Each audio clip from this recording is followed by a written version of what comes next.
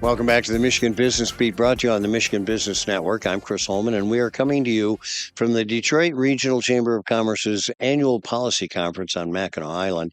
And, speaking of powerful people, you're going to like that. CFO of Consumers Energy, the guy who knows as much about it as anyone. And I am so glad to have CMS Energy not only reporting here, but sending you to us. We appreciate that, Rejji Hayes.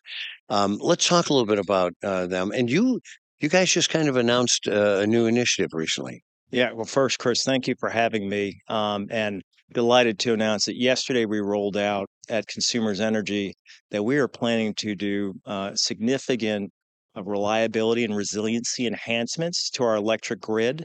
The reality is that weather patterns have been changing over the last several years, and our system was built for wind speeds that we don't have today, specifically 40 to 45 mile per hour winds. That's a thing of the past. We're seeing 60, 65, 70 mile per hour winds, and we need a system that's more resilient.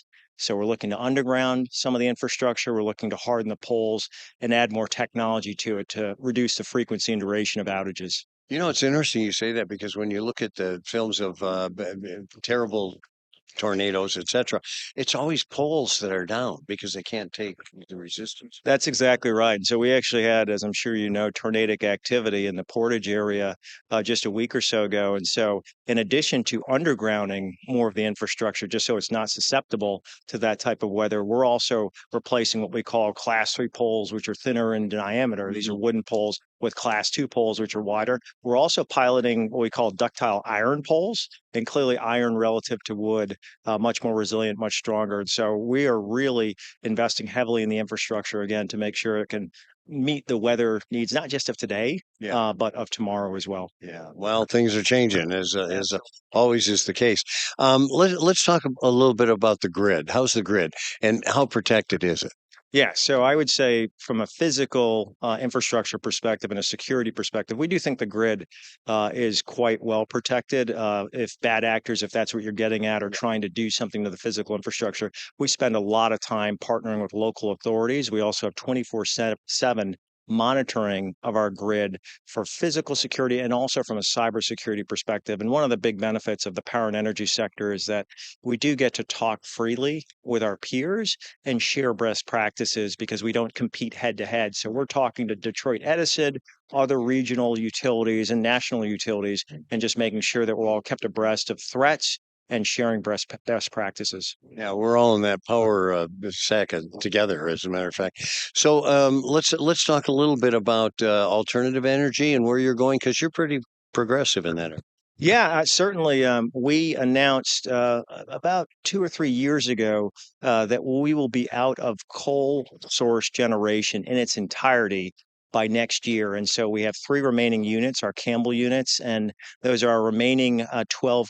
Those are the remaining three units of what was previously 12 coal units out of our generation fleet. And the way we're doing that is really in a pragmatic way. We're replacing that coal source generation with a mix of solar power, wind power, more energy efficiency programs for our customers. And we are bridging that transition with natural gas generation as well, which is a lot cleaner than coal. And so by getting out of those coal facilities next year, it's the equivalent of taking about 12.5 million cars off the road for a year. And so our carbon footprint will reduce by 60%. So we're really pleased that we can do that. And we'll have sufficient resources, even without those facilities, for our customers going forward, which is fantastic. It absolutely is.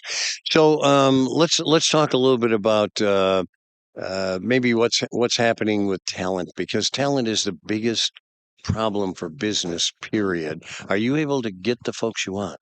Yeah, well, certainly the labor market has tightened significantly since the pandemic. And so there is a pretty good supply demand imbalance. But we work really well with local colleges and universities, as well as with the military to recruit folks, whether it's from community colleges, traditional four-year colleges, folks who are returning from service and bringing them in. And a lot of people don't appreciate that the power and energy sector can offer really good paying jobs that you can raise a family on and build generational wealth without having an MBA or a PhD or a BA. And so we are really recruiting people pretty substantially as line workers. And given the work that I talked about before that we're doing on reliability and resiliency, it's critically important that we staff up with folks like that. And so that's what we're busy with. And it takes more time to hire people, but we do have a pretty good pipeline, and we've been successful with our external fill rate. So I chair a thing called T3 in the Lansing area. It's Tri-County, and it's exposing younger kids to the possibility of careers. And we have like 54 companies that display. Consumers Energy was there, and the last time they had a 30-foot pole, and they were talking to kids about, high line wires. Absolutely. And it's interesting to this comment. I heard great advice. This was probably uh, in the late 90s from Ken Chenault, the former CEO of American Express, and it stayed with me. And he basically said, in order to be successful, you have to believe in the product or service you're selling. And when I think about what we do, providing energy, electricity, gas, so light and heat for all intents and purposes, to the millions of customers in Michigan, I can't think of a more worthy cause. Because when you think about what's important to humans, there's sort of oxygen, water, food, shelter. Light and heat aren't too far behind. And so I think there's great purpose in what we do. And so hopefully that can motivate people and inspire people to come join us, because we have a lot more work to do. Rejji, you look like you're satisfied there, and we're Very happy much for so. that. Rejji, COO of CMS Energy. CFO. Yeah. All right. See, Yeah. no, I just promoted you. Congratulations. It was a great interview. Chris, thank you so much. Appreciate Thanks for coming down here. We appreciate it. Thank you for having me. All right.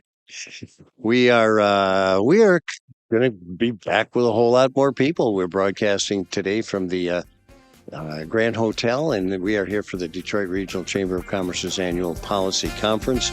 You're watching the Michigan Business Beat on the Michigan Business Network. I'm Chris Holman.